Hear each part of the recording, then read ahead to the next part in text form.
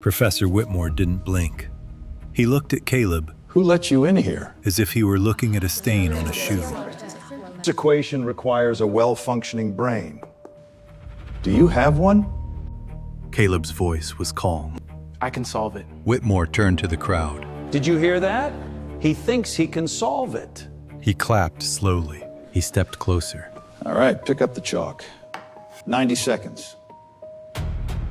Let's see you prove what I already know. Caleb walked to the blackboard. Silent. Calm. Solve it and prove me wrong. But just 8 seconds later, Whitmore wished he had never said those words. Lakeford University sits on the north side of Chicago like a castle. Old money, old stone, iron gates and ivy walls. Tuition? $62,000 a year. The parking lot looks like a luxury dealership. BMWs, Teslas, cars that cost more than some people's houses. This is where the future gets decided. But only for certain people. The mathematics department is the crown jewel. Ranked top 15 in the country, and the king of that department for 28 years is Dr. Gerald Whitmore.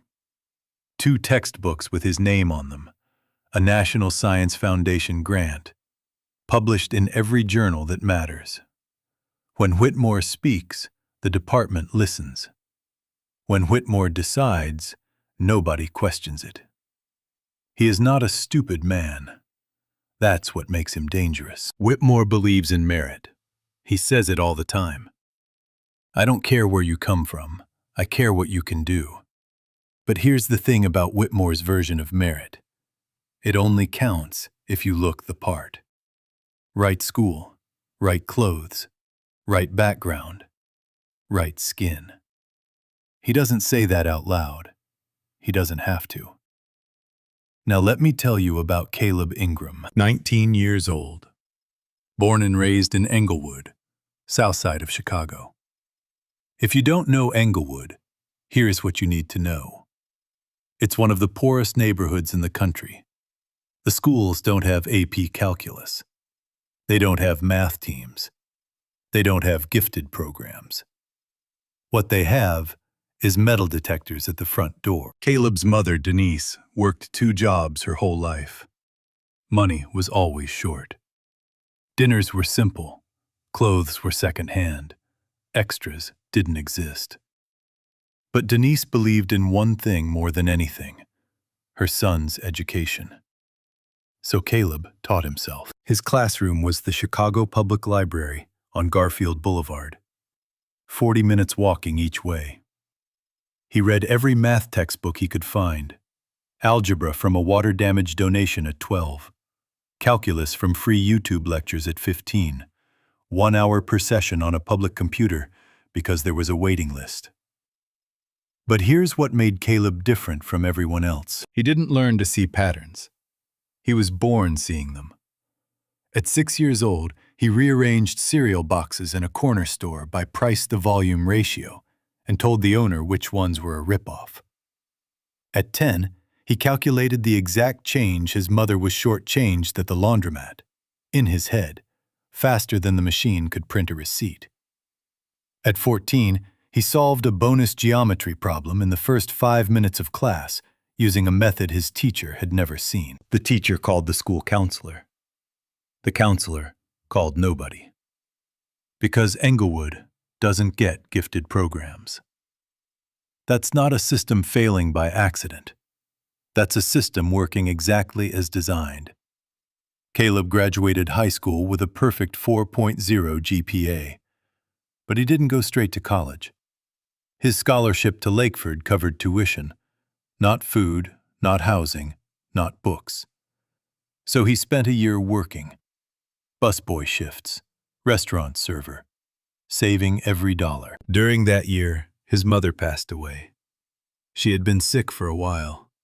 She never told him how bad it was. Caleb almost gave up, almost didn't go to college at all. But he found the acceptance letter still pinned to the refrigerator. She had printed it at the library. Below it, in her handwriting, This one's yours, baby. He enrolled 6 months later. Arrived at Lakeford with a worn suitcase, $38 in his checking account, and a sealed envelope his mother had tucked into his jacket pocket. On the front, in pencil, "Open when you need it." He hasn't opened it. Not yet. But he touches that pocket every single day. At Lakeford, Whitmore controls everything that matters: grades, recommendations, and one thing above all, access to the Mathematics Invitational. The Invitational is the biggest competition of the year. Live-streamed, 800 seats. Past winners have gone to MIT, Princeton, Cambridge. Graduate programs use it as a scouting tool. Whitmore personally selects who competes. His picks, his rules, his stage. For Caleb, that competition isn't a trophy. It's a lifeline. Without it on his transcript, his degree is just paper. With it, it's a door. The only door out of Englewood. But doors like that have gatekeepers. And the gatekeeper already decided Caleb doesn't deserve to walk through. A poster in the department atrium reads, "Lakeford Mathematics Invitational, open to selected students. See Dr. Whitmore." Caleb stares at it every time he walks past. He doesn't sign up. He knows the selection isn't open. It's curated. And curated doesn't include kids from Englewood. What Caleb didn't know, what he couldn't have known, was that in 3 weeks, every person in that building would know his name. He also didn't know what it would cost him. 3 weeks into the semester, Whitmore's lecture hall. 300 seats full.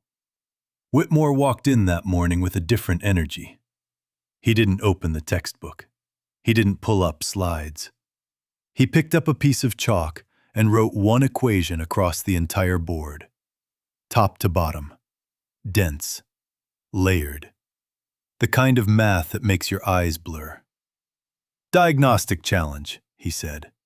"One problem, 10 minutes. This will tell me who's ready for advanced sections and who's wasting my time." The room went quiet. Students started writing. Pencils scratched. Foreheads creased. Because this wasn't from the syllabus. This was a graduate-level partial differential equation. The kind of problem designed to break you before you finish reading it. Whitmore walked the aisles, slow, hands behind his back, watching, judging. He stopped at Caleb's desk. Caleb hadn't written a single thing. His pencil was still. His eyes were locked on the board. Not panicking, not confused, just looking. The way someone looks at a painting they've seen before but can't quite place. Whitmore leaned down, loud enough for the rows around him to hear. "Stuck already, Mr. Ingram?" Caleb didn't answer. "I'll take that as a yes." Whitmore straightened up. "You know, the scholarship office really should warn students when they're in over their heads. It's almost cruel, putting someone like you in a room like this and pretending it's a fair fight." A few nervous laughs. Someone in the back row looked away.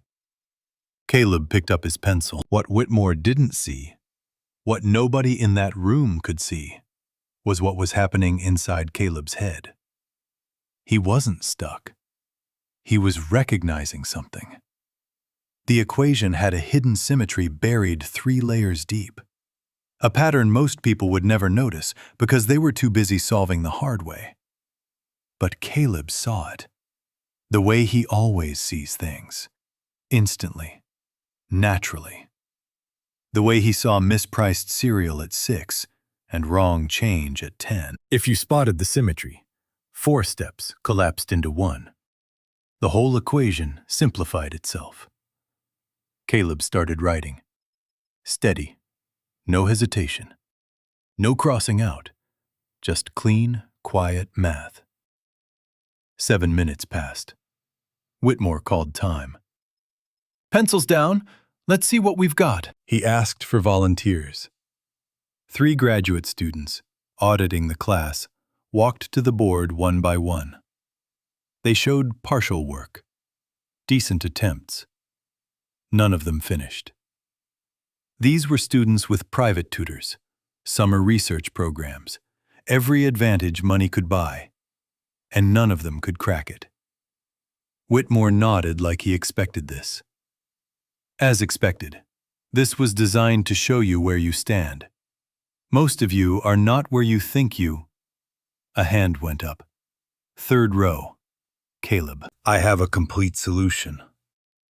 The room turned. Every head.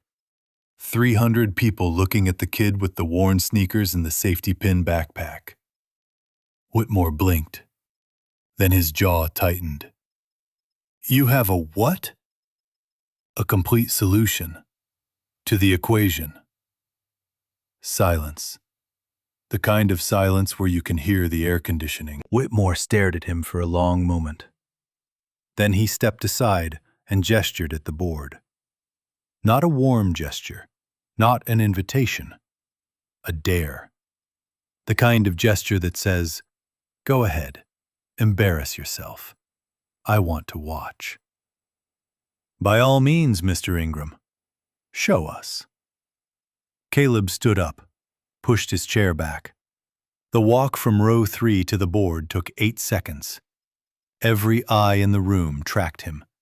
Every step echoed. He picked up the chalk, and what he wrote next would make a tenured professor question everything he thought he knew about the kid in row 3. Caleb started writing. No hesitation, no second guessing, no going back to erase a line. Just one continuous flow of math, clean, compact, precise. Like he was copying from a page only he could see, where the graduate students had filled entire boards with long, grinding calculations.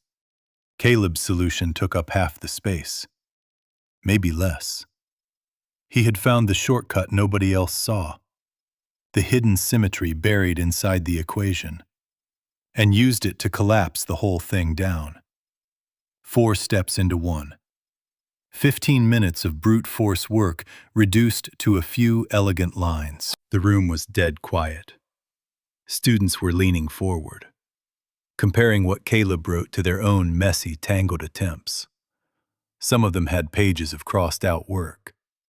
Caleb had half a board and empty space. Then he paused. He turned and looked at the original equation Whitmore had written. Tilted his head slightly. The way a dog tilts its head when it hears a sound no one else hears. He stared at the third line for a long moment. Then he said it. Calm. Factual. Like pointing out that a door was open. Professor Whitmore, there's an error in the original equation. The room stopped breathing. Whitmore's eyes narrowed. Excuse me? The coefficient in the third line. You wrote it as positive. It should be negative. Caleb turned to the class. He spoke simply, like he was explaining directions to a lost stranger. If this coefficient is positive, the function diverges. The answer blows up to infinity. That doesn't make sense. The problem only works if it's negative. So I solved for negative, because that's the only version that has a real answer. He set the chalk down, stepped back from the board, and waited. The whole room waited. Whitmore walked to the board. Slowly. He looked at the third line, looked at his own notes, looked back at the board. His jaw was working, that small, tight motion people make when they're swallowing something they don't want to swallow. Brittany Collins, the teaching assistant, checked her own copy. She looked up, nodded once, tried to hide it. Couldn't. The silence was unbearable. 300 people, watching a tenured professor stand in front of his own mistake, corrected by a 19-year-old freshman from Inglewood. Whitmore turned around. His face was controlled, too controlled, like a man holding a door shut against a storm. And he said, It was a deliberate test to see if anyone would catch it. Every single person in that room knew that was a lie. Whitmore hadn't planted the error. He'd made a mistake, a real, genuine, mathematical mistake. And a kid he'd publicly humiliated 5 minutes earlier had caught it. In front of everyone. But nobody said a word. Because Whitmore was still the king. Still controlled the grades. Still held the keys to the invitational. Nobody was going to challenge him. Not out loud. Not yet. Whitmore moved on, fast. Changed the subject like the last 10 minutes hadn't happened. Didn't say, well done. Didn't say, interesting approach. Didn't even look at Caleb again for the rest of the class. But the damage was done. Students were whispering. A girl in the second row grabbed her friend's arm and mouthed, "Did that just happen?" Noah Patterson, Caleb's roommate, sitting 4 rows back, stared at Caleb like he was seeing him for the first time. Brittany opened her notebook and wrote something down, underlined it, then underlined it again. Caleb walked back to his seat, sat down, put his pencil in his pocket, said nothing for the rest of the lecture. That's what made it hit so hard. He didn't celebrate, didn't gloat, didn't even smile. He just sat there. The same kid Whitmore had called unprepared. The same kid whose notebook had been thrown across a desk. And went back to listening. Like correcting a professor's equation in front of 300 people was just another Tuesday. That evening, back in the dorm, Noah was hunched over his laptop, wrestling with an engineering fluid dynamics problem. He'd been stuck for an hour, cursing under his breath, pulling at his hair. Caleb walked in, dropped his bag, started heating up a cup of cheap ramen, the 35-cent kind from the corner store. He glanced at Noah's screen. Just a glance. The way you'd glance at a clock to check the time. Then he stopped. "That's a Fourier transform." Noah looked up. "What?" "Your problem. It's a Fourier transform. You can't see it because they dressed it up with extra variables. Strip those out, and it solves itself."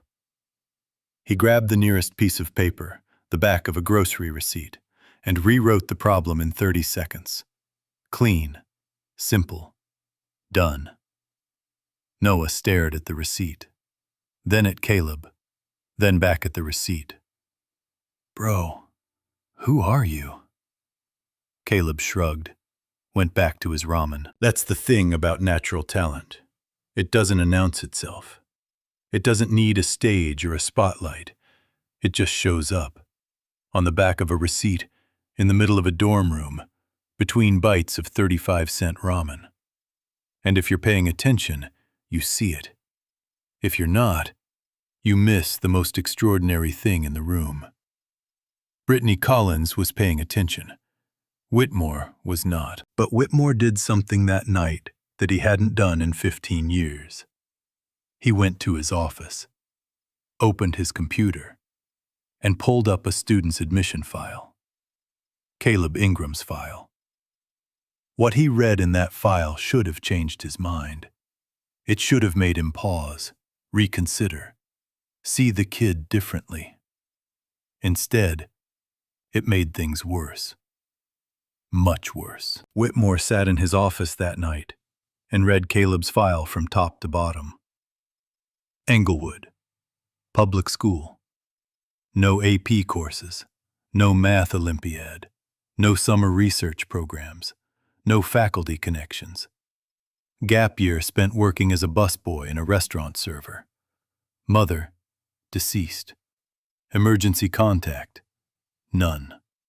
Financial status, extreme need. Whitmore closed the file, leaned back in his chair, and smiled. Because to a man like Whitmore, that file didn't say genius. It said fluke. It said lucky guess. It said a kid who stumbled onto a shortcut in a textbook and got one good moment out of it. Nothing more. The symmetry trick is in a dozen textbooks, he muttered. Anyone could have stumbled on it. This kid has no foundation, no training, no structure. One good answer doesn't make a mathematician. That's the thing about prejudice. It doesn't need evidence. It just needs a story it already believes. And Whitmore's story had been written long before he ever opened Caleb's file. 2 weeks before the invitational, the list went up. 12 names printed on department letterhead, pinned to the atrium wall behind glass. 12 students selected by Dr. Gerald Whitmore to represent the best mathematical minds at Lakeford University. Caleb Ingram's name was not on that list. Noah checked 3 times, ran his finger down every line. Then he went back to the dorm and found Caleb sitting on the floor, working through equations on loose-leaf paper. They left you off. Caleb didn't look up. I know. Caleb, that's insane. You're the best in that class. Everyone knows it. After what you did with that equation, everyone knows it. Caleb kept writing. His pencil didn't stop. Being the best and being chosen aren't the same thing, Noah. Never have been. His hand drifted to his jacket hanging on the door, touched the pocket, the envelope, then went back to the paper. Noah stood there for a long time. He didn't know what to say. Because Caleb wasn't angry. He wasn't even surprised. And that was the worst part. A 19-year-old kid from Englewood who wasn't surprised that being the best wasn't enough. Like he'd known his whole life. But someone else was watching. Someone who couldn't stay quiet anymore. Brittany Collins had been grading Caleb's homework all semester. Perfect scores. Every single one. Proofs that were cleaner than the answer key. Solutions that took fewer steps than the textbook method. She had never seen work like this. Not from a freshman, not from a senior. Not from most graduate students. She did something risky. She copied Caleb's entire homework portfolio, 12 weeks of perfect work, and slipped it into the invitational committee review packet. The packet that goes directly to Dean Richard Aldridge's desk. She attached a handwritten note. This student's work warrants review for inclusion. His proofs are among the most original I've graded in 4 years. She didn't tell Whitmore. She knew what that could cost her. Whitmore sat on her doctoral committee. One word from him could stall her entire academic career. She did it anyway. Dean Aldridge opened the packet. He got to Caleb's proofs. He stopped, read them again, put down his coffee, picked up the phone. Gerald, why isn't this student on the invitational list? Whitmore had no answer. Not one that wouldn't sound like exactly what it was. Caleb was added. Competitor number 13. The last slot. The alternate. The message was clear. You're here because someone above me forced my hand. And now the stage changed completely. The Lakeford Mathematics Invitational is not a classroom quiz. It's held in the Aldridge Auditorium, 800 seats, live-streamed to alumni, faculty, and graduate program recruiters across the country. Past winners have gone to MIT, Princeton, Cambridge.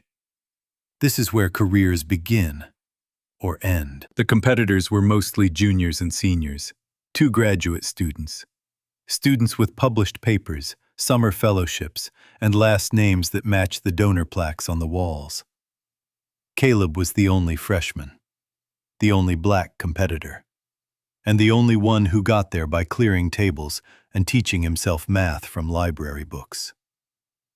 3 rounds, increasing difficulty, timed, scores displayed on a giant screen for everyone to see. No hiding. No second chances. Caleb walked into that auditorium with nothing but a pencil and a $5 calculator from a gas station.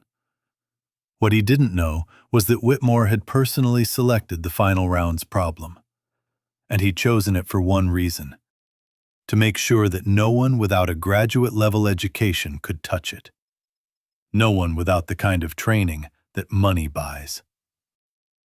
The equation was a cage, and Whitmore built it with Caleb in mind. 1 week before the invitational, the clock was ticking, and Caleb did what Caleb always does. He went to the library, the basement floor, the only level still open past midnight. Fluorescent lights buzzing, empty tables, no distractions, no one watching. Just Caleb, a pencil, and a stack of previous competition problems printed on the library's free printer. 20 pages. That was his monthly print allowance. He used 18 on math. He worked through last year's invitational problem set. 10 questions. Regulation time limits. Alone in the basement, competing against ghosts. He solved 8 out of 10. Under time. His pencil moved with a quiet certainty. No pausing, no backtracking. Like a musician playing a song he's known his whole life. He was ready. Then Whitmore changed the rules. Midweek announcement. Effective immediately. Calculators were no longer permitted in the invitational. Pure mathematics requires pure thinking, Whitmore said. We are not accountants. On the surface, the rule applied to everyone, fair and equal. But fairness that ignores context isn't fairness. It's a weapon. The students from prep school backgrounds had been drilled in mental arithmetic since middle school. Private tutors, flashcard apps, weekend math camps that cost more than Caleb's mother made in a month. They didn't need calculators. They'd been trained not to. Caleb's school in Inglewood didn't have enough textbooks for every student. Nobody trained him in mental math.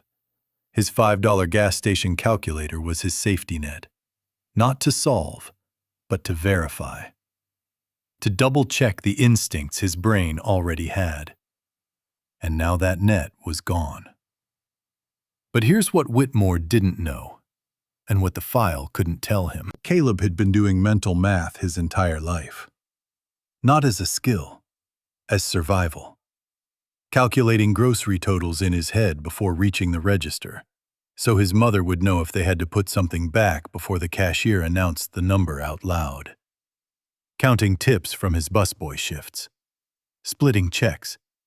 Figuring out how many days of food $11.40 could stretch if you planned it right. When the math is wrong, you don't eat.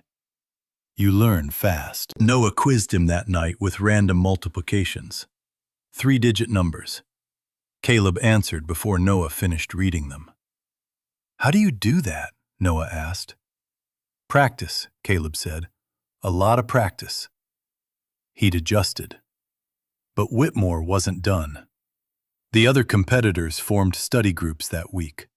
Coffee shops near campus, shared notes, group strategy sessions. The kind of collaboration that happens naturally when people see each other as equals. Caleb was not invited. He heard about the groups from Noah. He didn't ask to join. He already knew the answer. And he heard something else, in the hallway, between classes. Tyler Moore, a senior, talking to Drew Lawson, a grad student. Tyler didn't bother lowering his voice. Have you seen the alternate list? Whitmore's charity pick actually thinks he's going to compete. Drew laughed. What's he going to do? Count on his fingers?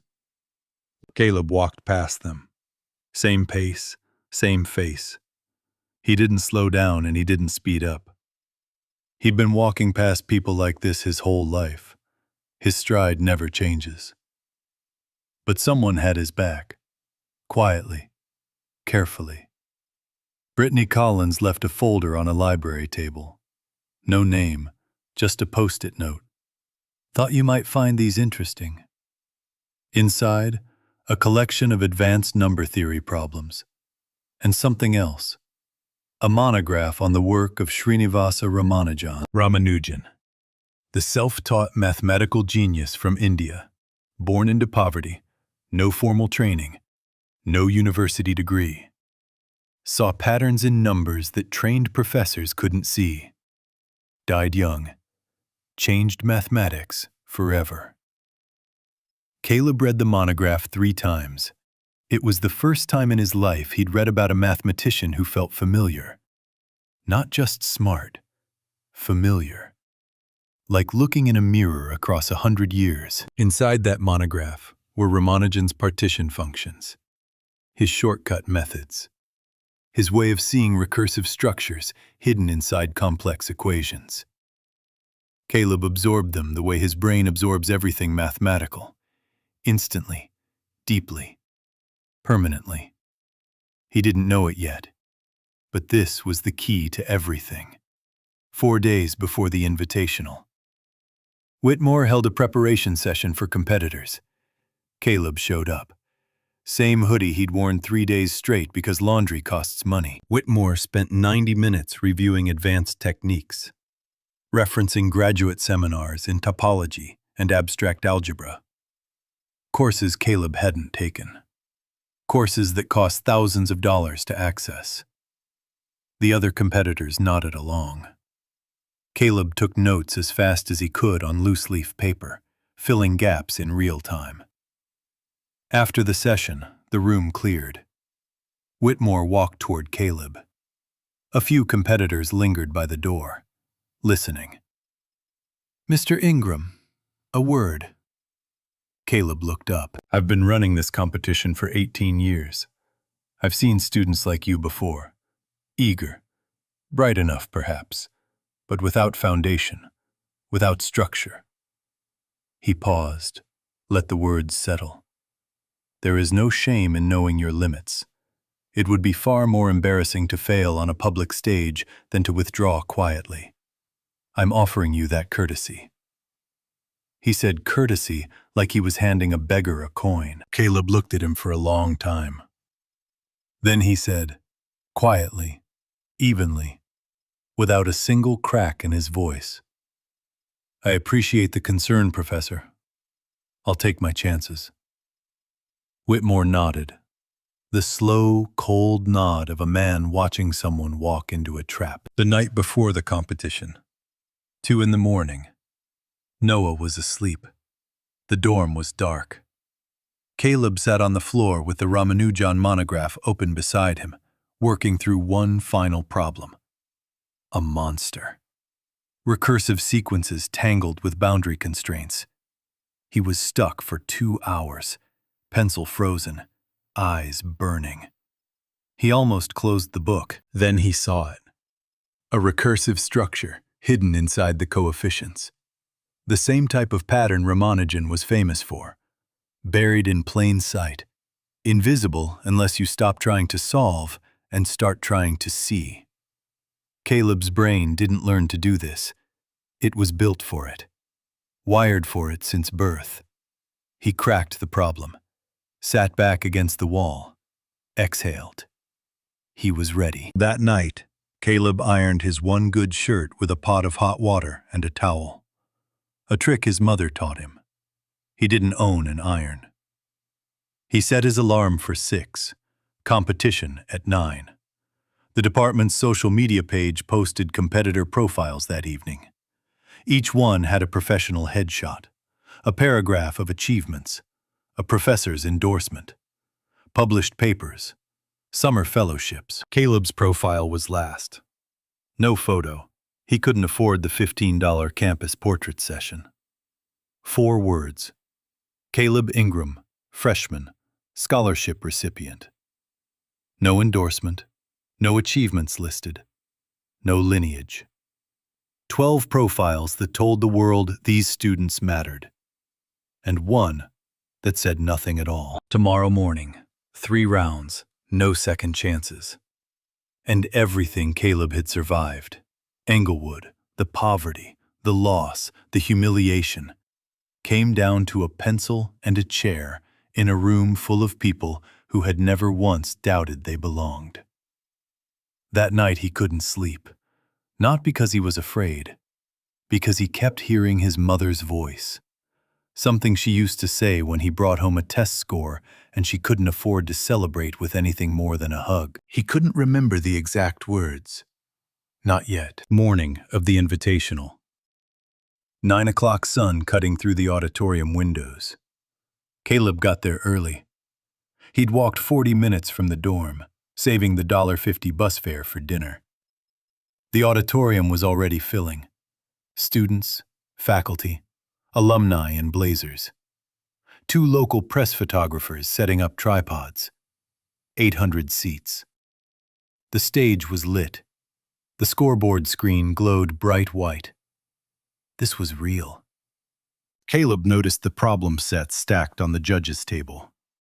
Rounds 1 and 2 were sealed in standardized envelopes from the National Mathematics Consortium.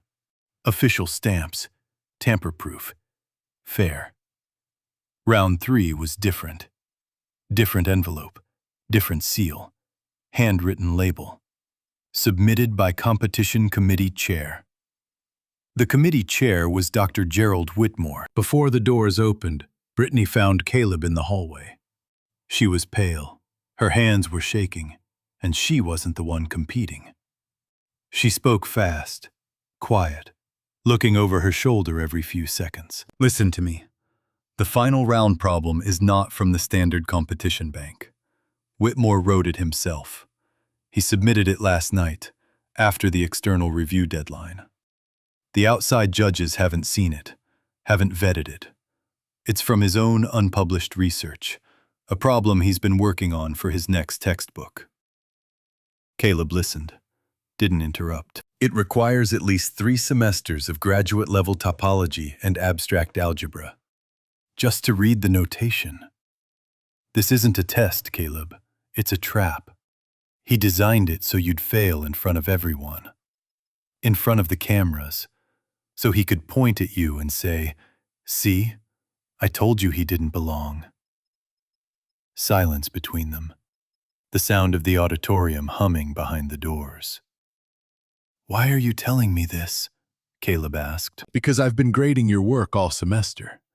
I know what you can do, and you deserve to compete on a level field." Caleb looked at the auditorium doors, looked at Brittany. His face didn't change. No panic, no anger, just that same steady stillness he'd carried since the first day of class. Is the problem solvable? Is the math real? Technically, yes, but it's... Then I'll solve it.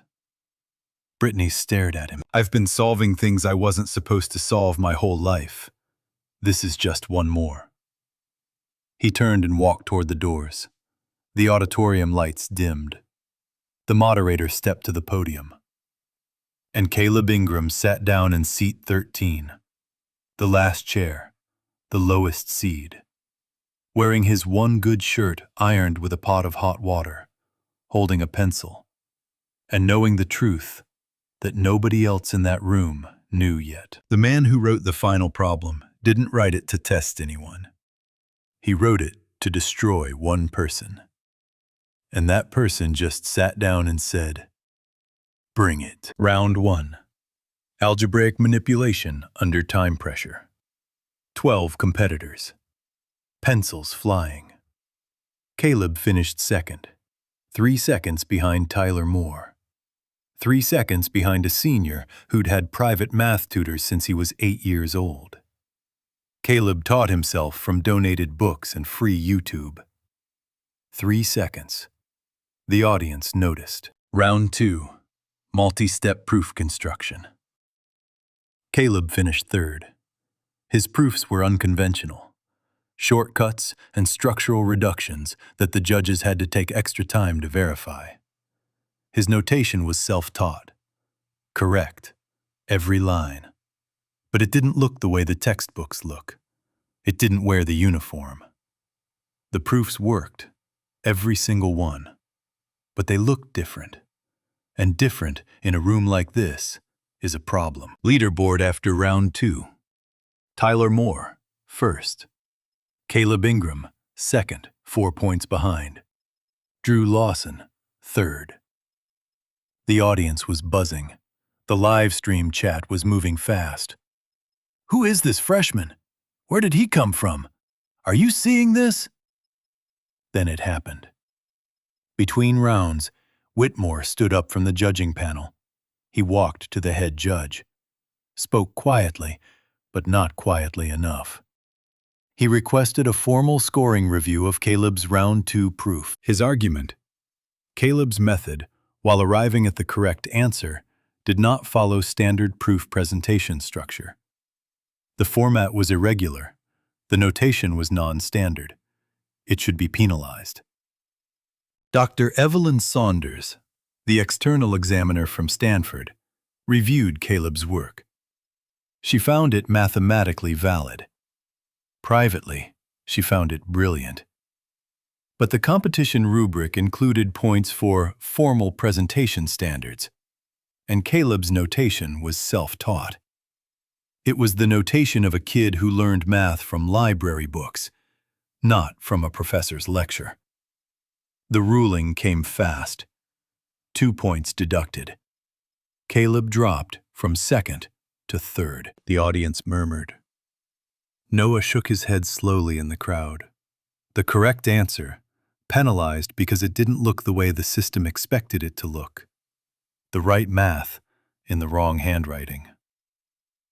Backstage, between rounds. A narrow hallway behind the stage. One folding chair under a buzzing fluorescent light. Caleb sat alone. His hands were shaking. Not from the math, not from nerves, from the weight of everything. All of it pressing down at once. The mispronounced name. The notebook thrown across his desk. The scholarship program doesn't screen for preparedness. The empty meal plan. The growling stomach nobody acknowledged. The list with 12 names and not his. Whitmore's charity pick. Count on his fingers. The calculator ban. The preparation session full of courses he couldn't afford. I'm offering you that courtesy. And now, 2 points stolen for solving a problem correctly in the wrong format. Everything stacked. Everything accumulated. Layer after layer after layer of being told in 100 different ways that he did not belong. And underneath all of it, the thing he carried that nobody in this building knew about. His mother. The only person who ever looked at him and saw exactly what was there. Gone. Not here to see this. His hand went to his jacket pocket. The envelope. Still there. Still sealed. Her handwriting on the front. For Caleb, open when you need it. He opened it. Inside, a single index card. Her handwriting. Shaky. The letters uneven. Written when holding a pen was already hard for her. They'll try to make you small. You were never small. Do the math, baby. The numbers don't lie, and neither do you. Caleb closed his eyes. His breath caught. He pressed the card against his chest with both hands. 3 seconds. 4. 5. The hallway was empty. The fluorescent light buzzed. Nobody saw this. Nobody had to. He read it one more time, folded it carefully, put it back in his jacket pocket, over his heart, where it always was. He stood up, rolled his shoulders once, and walked toward the stage door. When he stepped back under those lights, something had changed. Not confidence. Something quieter. Certainty. The face of a man who had stopped asking for permission. His mother knew who he was. He knew who he was. And no equation, no matter who wrote it, was going to change that. Round 3 was next. The problem waiting on that screen was the one Whitmore had spent 6 months building. A problem he believed no undergraduate on earth could solve. A problem designed to end Caleb Ingram. He was about to be wrong. The lights dimmed. The auditorium fell silent. 800 seats, almost full. The moderator stepped to the podium and spoke. Ladies and gentlemen, the final round. The screen flickered. The equation appeared. It consumed the screen. Calculus, number theory, and recursive sequence analysis, twisted together like a web of thorns. Dense, layered, every variable nested inside another. It looked less like a math problem and more like a trap built out of symbols. Graduate students in the audience gasped. This was not undergraduate math. This was research level, the kind of problem published in academic journals, the kind professors spend careers trying to crack. A professor in the second row whispered to her colleague, "That is not undergraduate level." Her colleague didn't respond. He was still reading the first line. Whitmore sat at the judging panel. Front row, hands laced. He looked like a man watching a movie he had already seen. Because he had. He wrote the ending. Live stream viewers, 4,200. Climbing. 90 seconds. Begin. The clock started. Tyler Moore grabbed his pencil, wrote 2 lines, crossed them out, tried another angle, stopped. His pencil hovered above the paper like it was afraid to land. Drew Lawson worked methodically, trying to build a framework from first principles. Careful, logical. But 90 seconds is not enough for first principles. Not for this problem. Not even close. Other competitors stared at the screen. A few pencils scratched weakly. Most didn't move. One junior with 2 published papers set his pencil down and leaned back. He knew this wasn't meant for him. Caleb stared at the equation. 3 seconds. Pencil still. 5 seconds. Nothing. 8 seconds. Not a single mark on his paper. 800 people held their breath. The clock ticked through the speakers like a heartbeat. A 19-year-old kid from Englewood, staring at a wall of symbols that had already defeated everyone else in the room. Whitmore's chin lifted. Just slightly. The smallest movement a face can make. But it said everything. Satisfaction. Certainty. The boy was frozen. Just as predicted. Just as designed. Then Caleb tilted his head. That tilt. The same one from the classroom 5 weeks ago. The same one Brittany noticed when she graded his homework. The same one Noah saw over a napkin and a fluid dynamics problem in their dorm room. That tilt meant one thing.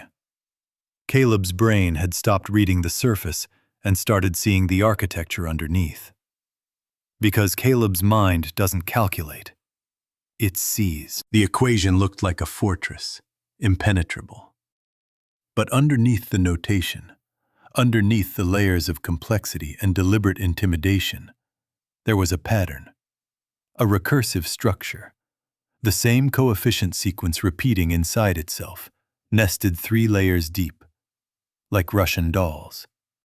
The surface was a disguise, built to make the problem look unsolvable. Caleb recognized it from the Ramanujan monograph. The partition function patterns. The same hidden recursion that Ramanujan, another self-taught genius from poverty, was famous for spotting where no one else thought to look. See the recursion and the equation collapses. 15 steps become 3. Identify the recursive kernel. Apply the simplification identity. Solve the reduced form. That is all. The genius isn't calculation. It's sight. Caleb was born with it. He picked up his pencil. No hesitation. No crossing out. One continuous flow. Clean, precise, unhurried. As if copying from a page only he could see. 8 seconds. Pencil down. The clock read 1 minute 22 remaining. He raised his hand. Done. Silence. Not the normal kind. The kind you feel pressing against your chest. The human brain needs a moment to process the impossible. This was that moment. Then from the back, one voice. "No way!" Heads turned. Whispers erupted. The moderator looked at the judges, unsure of protocol. No competitor had ever finished this fast in invitational history. Dr. Evelyn Saunders leaned forward. She picked up Caleb's answer sheet, one page of loose-leaf paper. Read it. Her eyebrows rose. Read it again. Picked up her own pen, verified each step. 1, 2, 3. She set the paper down. Her hand covered her mouth for half a second. The gesture of a scientist witnessing something she would talk about for the rest of her career. She leaned into the microphone. "It's correct." She wasn't finished. Not only is it correct, it is the most elegant solution to this class of problem I have seen in 30 years of academic mathematics. Mr. Ingram didn't just solve this equation. He simplified it. He reduced a research-level problem to 3 steps. In 8 seconds. She looked directly at Caleb. This is not the work of a student. This is the work of a once-in-a-generation mathematical mind. The auditorium detonated. 800 people on their feet. Noah, hands on his head, tears running down his face. Brittany, both hands pressed to her mouth, body shaking. Students screaming. Phones raised everywhere. The live stream chat, a wall of fire emojis scrolling too fast to read. And Whitmore, frozen, jaw locked. The camera caught him in profile. A man watching everything he believed about himself collapse in real time. He did not clap. He did not stand. He did not move. Every other judge stood. The moderator stood. Dean Aldridge stood. 800 people on their feet. And Gerald Whitmore sat alone. The only seated figure in a standing room. The man who built the weapon, watching it explode in his hands. 4,200 live stream viewers saw this image. Every single one. The ovation faded. Per competition rules, the committee chair reads the official results. The chair was Whitmore. Dean Aldridge leaned toward the microphone. Calm. Final. "Dr. Whitmore, the results, please." Whitmore stood, slowly, like lifting something heavier than his own body. He pulled the microphone. His voice came out flat, hollow. Round 3 results. First place, Caleb Ingram. Perfect score. He paused, swallowed. Overall competition winner. First place, Caleb Ingram. No congratulations. No eye contact. But his hands gripping the table were visibly shaking. Every person in that auditorium saw it. Caleb stood. He didn't celebrate, didn't shout. He looked out at 800 faces, a kid from Englewood in his one good shirt, and nodded. Once. Barely. A nod that said everything. "I told you. I'll take my chances." A student in row 3, the same row where Whitmore dropped Caleb's notebook 5 weeks ago, started a slow clap. It caught. It built. It filled the auditorium until it was the only sound left in the world. But this story isn't over. What happened in the next 10 minutes would change everything. For Caleb and for Whitmore. The auditorium hadn't emptied. The live stream was still running. And Dr. Evelyn Saunders was not finished. She walked to Dean Aldridge. Not backstage. Not in a private office. Right there, in front of the audience, in front of the cameras. She wanted witnesses. Dean Aldridge. The round 3 problem was submitted after the external review deadline. It was not vetted by outside judges. It was taken from Dr. Whitmore's own unpublished research, material no undergraduate would ever have encountered. She paused. This problem was not designed to test ability. It was designed to ensure the failure of a specific competitor. That is academic misconduct. Dead silence. The kind that comes when the truth finally gets said out loud. Brittany Collins stepped forward, hands trembling. She presented the timestamp of Whitmore's late submission, the original guidelines showing the deadline he bypassed, and a full semester of Caleb's perfect homework scores, graded by her, never acknowledged by Whitmore. She did this knowing Whitmore sat on her doctoral committee. She did it anyway. Dean Aldridge stood. 2 announcements, on stage, on the live stream, on the record. The competition results are verified and final. Caleb Ingram is the winner, and this university is initiating a formal faculty review of Dr. Whitmore's conduct, his selections, his grading practices, his treatment of scholarship students. Independent panel, full documentation. He paused. Lakeford does not tolerate the weaponization of academic authority. Period. Then Dr. Saunders returned to the microphone. She had made one phone call during the break. Mr. Ingram, on behalf of Stanford University, I am pleased to offer you a full research scholarship, summer program, guaranteed doctoral pathway, tuition, housing, stipend, research expenses, effective immediately. The room broke open. Noah sobbing. Brittany collapsed into her seat. Students who didn't know Caleb's name an hour ago were screaming. Dean Aldridge turned to Whitmore. One final duty. Present the plaque. Whitmore walked to center stage. The camera was on him. He held the plaque and stood 4 feet from the kid he tried to destroy. Their eyes met. His voice was barely a whisper, but the microphone caught every syllable. You earned this, Mr. Ingram. His hand trembled. Caleb took the plaque, held Whitmore's gaze. No smile, no gloating, just steady, unbroken eye contact. The numbers don't lie. And neither do I. The video of Caleb's 8-second solve went viral within 48 hours. 2 million views, then 5, then 12.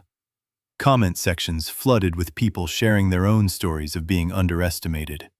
Media outlets that had never covered a math competition were calling the university switchboard. Dr. Saunders wrote Caleb a recommendation letter. One line stood out above the rest. Mr. Ingram does not solve problems. He reimagines them. In 30 years of mathematics, I have never witnessed anything like what happened in that auditorium. 3 weeks later, the independent review panel delivered its findings.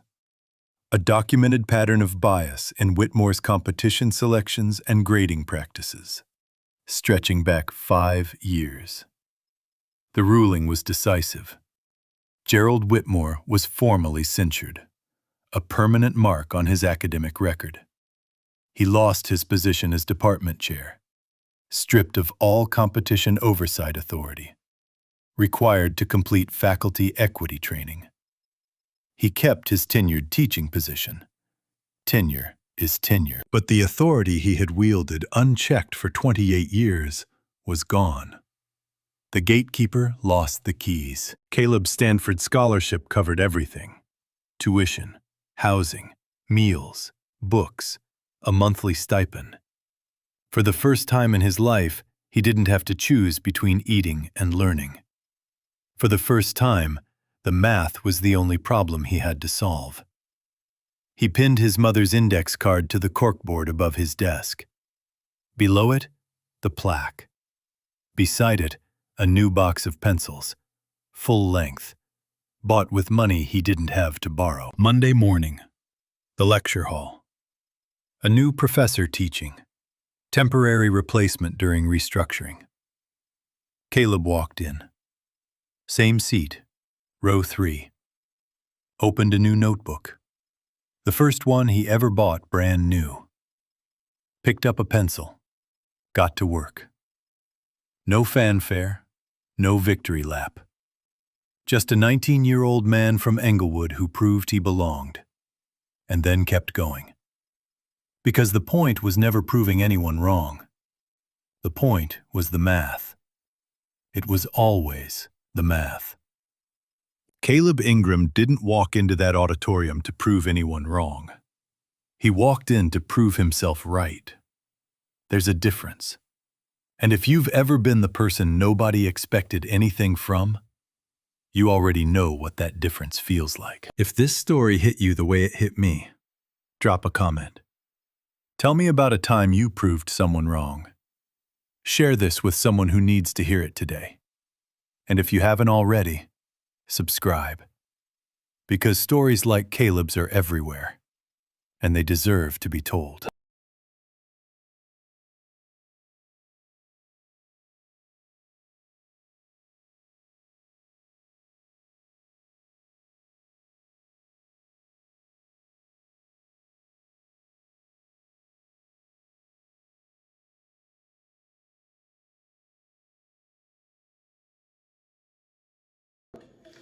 Let me leave you with this. Nobody gets to tell you what you're capable of. Not your teacher, not your boss, not the system that was never built with you in mind. People will look at where you come from and decide where you belong. They will see what you don't have and ignores what you do. That is their problem. Don't make it yours. If you've ever been the smartest person in the room and still got treated like you didn't belong, I see you. That's not about your ability. That's about their blindness. People who underestimate you aren't measuring your talent. They are measuring their own comfort. And when you don't fit what they expect, they'd rather shrink you than rethink themselves. But here's what they'll never understand. You can't keep the right person down forever. Block the door, change the rooms, stack the odds. Talent doesn't ask for permission. It just shows up. And when it does, there's nothing anyone can do to unsee it. So, if you're out there grinding in silence, building something nobody knows about yet, keep going. Your moment is coming. And when it comes, you won't need anyone to open the door. You'll walk right through it. Tell me, when did someone underestimate you and live to regret it? Drop it in the comments.